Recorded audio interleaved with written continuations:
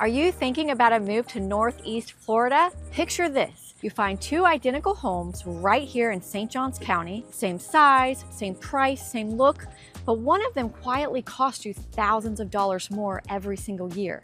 And it has nothing at all to do with the house. Nobody warns you about this until you're already at the closing table. It is called a CDD fee, and CDD stands for Community Development District. In plain terms, it is the way Florida lets a developer borrow money to build a neighborhood, then passes that cost on to the homeowners. Here's the part that surprises people most, so I want to say it up front. If you have a mortgage, you are almost certainly paying your CDD already a little bit every month, tucked inside your normal payment. You are not writing one big separate check once a year, and that is exactly why it is so easy to miss, and why it can quietly wreck your budget if you do not know to look for it. I'm Tiffany, and I have viewers just like you reach out every single week for help with their move to Florida. If you're trying to figure out which neighborhood is the perfect fit and want a smooth transition, well then reach out to me directly. My information is in the description below. Now let me show you where these fees live and how to read them. So what are you actually paying for? Your CDD is usually made up of two parts, and they behave very differently. The first part is the debt, also called the bond. This is the money that was borrowed to build the community in the first place. The roads, the utilities, the drainage, the parks, the amenity center, the pools, all the infrastructure that had to exist before anyone could live there. The homeowners pay that back over time. The good news is this part usually has an end date. Most bonds are set up to be repaid within 15 to 30 years. And once that debt is paid off, that portion can come off your tax bill. The second part is the maintenance, also called the O&M, which stands for operations and maintenance. This is what keeps the community running. The pools, the parks, the amenity center, the landscaping, the common areas, all the things that made the neighborhood attractive in the first place. This part does not go away. In fact, it can go up over time as the community ages and upkeep gets more expensive. So when someone tells you the CDD eventually disappears, that is only half true. The debt can go away. The maintenance stays. And a question I get all the time, can you pay the CDD off early? In a lot of communities, yes. You can pay off the debt portion in one lump sum, and then that piece comes off your future tax bill. Now, let me kill a myth I frequently hear. People assume the newest communities always carry the highest CDD fees.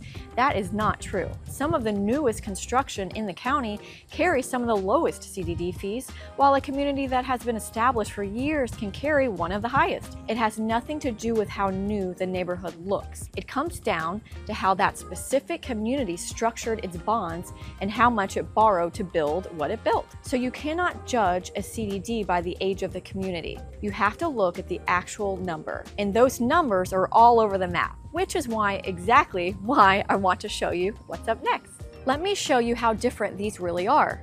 New construction in Nocatee can run around $2,000 a year, which puts it near the bottom. TrailMark and Shearwater land in the low to mid 2000s. RiverTown sits a little higher. Palencia runs in the low to mid 3000s, and then you get the communities built around big resort style amenities where the CDD climbs toward $4,000 a year. Now here's the one I really want you to hear.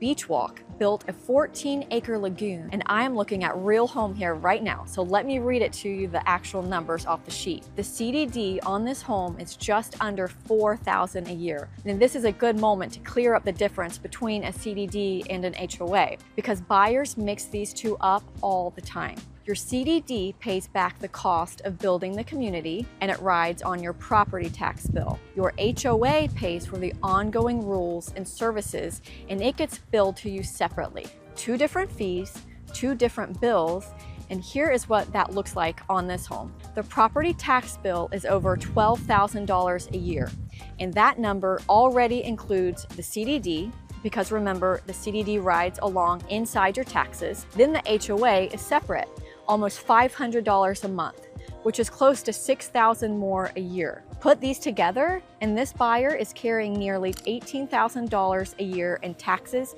and HOA before you even get to the mortgage itself. If you only looked at the loan payment, you would never see it coming. One more thing that catches people off guard, the CDD can be different for two homes in the very same community. I am looking at two homes in Palencia right now, and their CDD fees are a few $100s apart. Same neighborhood, different number. It comes down to the exact lot and the phase it was built in. So when someone tells you what a community charges, the honest answer is you have to check the specific home. And on the far end, one name worth knowing, Silverleaf is a large master plan community that does not carry a CDD at all. Everything is funded through the HOA instead. That is rare out here, and it is exactly the kind of thing you want to know before you compare it to a neighbor down the road. So before you fall in love with a house, look at three numbers together: the mortgage, the CDD, and the HOA. All three stacked together are your real monthly cost, and that is the number that actually tells you what you can afford. And here's the good news: you do not have to hunt these numbers down yourself.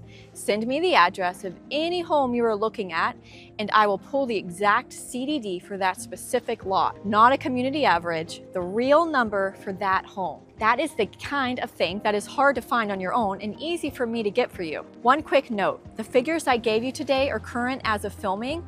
Communities change, bonds get paid off, new ones get added, so always verify the specific home before you make a decision. Here's the honest truth. You are not the first person to feel a little lost in all of this, and you will not be the last. I walk families through this exact decision every single week, and every one of them started right where you are, with a lot of questions and a big move ahead of them. So if you want to sit down and have a real private conversation about what you are trying to do and how I can make this move seamless, I would love that. My information is in the description below, or you can reach me directly at 904-536-8365. Let's figure out your next move together. Happy house hunting and have a beautiful day.